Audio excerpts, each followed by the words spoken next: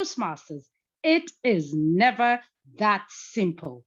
It is never that simple. Toastmaster Elishibah.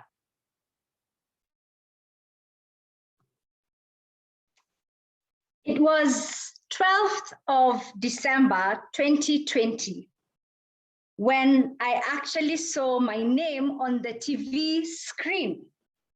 What happened, you may ask? Had I won the lottery?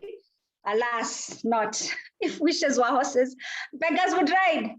What was happening on this day was that I was actually graduating from my master's program.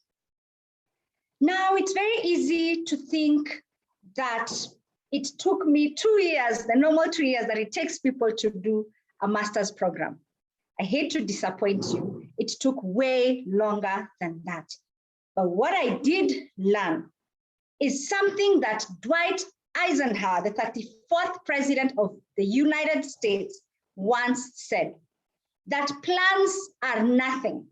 Planning is everything. Ladies and gentlemen, I began my journey in 2016.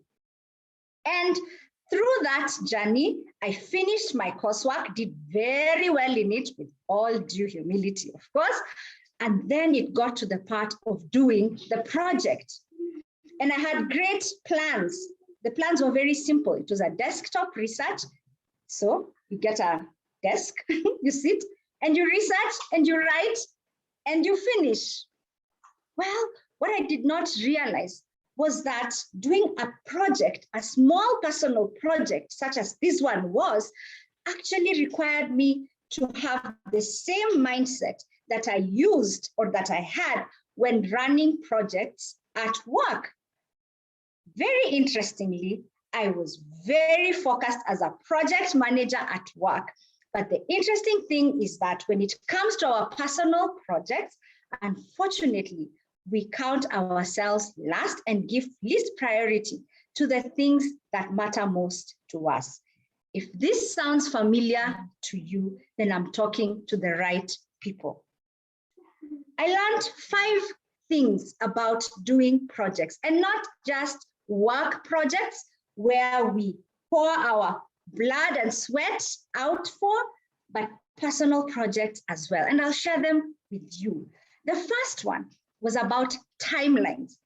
I knew that I would generally need to finish my project by the second year of the program. What I did not do was create what we call a Gantt chart. A Gantt chart is a horizontal bar or a graph which delineates who are the stakeholders, who are what are the activities, what are the resources required, and more importantly, what are the deadlines for each activity. And so I had a general idea that generally I would finish by a certain month. But because there was no proper planning for this, 2017 ended with me not finishing my project. And I can tell you by 2018 December, I was seated at home watching my classmates graduating. This is when I realized I needed a better plan, because the excuse that I kept giving myself was that I was a very focused employee and also a very focused family person. But these people who are graduating were also employees and family people. So I realized I needed to communicate with my stakeholders. And some of these stakeholders were actually my family members. That is, my spouse and my children. So what I ended up doing was communicating that I needed to finish this project for the good of all. And this would mean that sometimes I would not be available to watch TV or to have a meal, or even to be available to do weekend activities because mom had to study. So this really helped, because what ended up happening was with these stakeholders of mine, anytime I had some free time and they found me watching TV, they annoyingly reminded me that we had agreed that I needed to focus on finishing this project. The third thing, one I've said is timeline. Secondly is communication with your stakeholders. The other stakeholder I had was obviously my supervisor. And I made it clear to her that I really could not afford to do this program for one more year, because then I should at least graduate with a PhD. So having her on my side meant that she also pushed me to be able to complete. Very important. The third thing was commitment and sacrifice. And this is where we go wrong, that we always forget sometimes that you have to give up something to gain another. And the fourth thing is focusing on our strengths. I realized through this journey that one of my strengths was that I could read millions of books and articles and write hundreds and hundreds of pages of notes. But my challenge was in structuring all that information. And so I reached out to classmates who were much better at structuring, and they helped me to put my work in order in a way that made sense to other readers besides my mind. The fifth and last lesson, ladies and gentlemen, is on failure.